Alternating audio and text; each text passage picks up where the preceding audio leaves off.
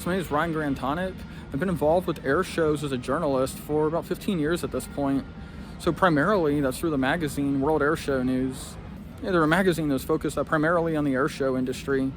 So their advertisers were performers and other stakeholders in the air show business in print since the late 1980s. And it was around that time that they also first originated the Bill Barber Award for showmanship, which they presented at EAA AirVenture in Oshkosh, Wisconsin each year. And so they've just published their final issue. So due to the declining viability of the print media model in general, it was just no longer financially possible to keep the magazine in print. So a little background on myself. So I got started with them in the late 2000s, sending in pictures for publication. In 2010, I got to start working as a credentialed reporter.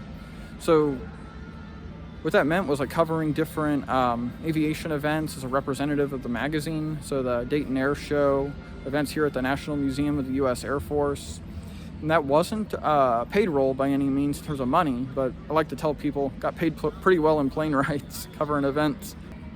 As a contributor, so contributed photography and writing for publication, of course photography from the ground, different air shows, and also sometimes air-to-air photography.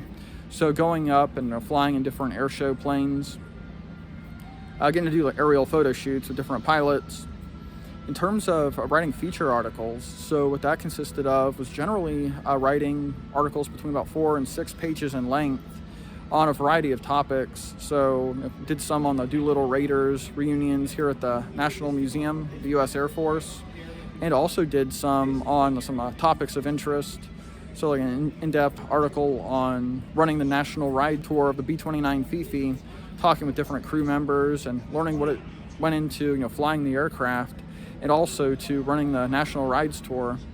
Additionally, another one I did was a study on team dynamics and team leadership from various members of various formation flying teams. I'd like to thank Jim, Jeff, and Sandy at World Airshow News for all the opportunities. I've really enjoyed working for the magazine and been very fortunate to have the opportunities I've had. So going forward, I'm planning to stay involved with aviation media, including on this YouTube channel, so producing content, recapping past projects, and then working to cover entirely new projects as well.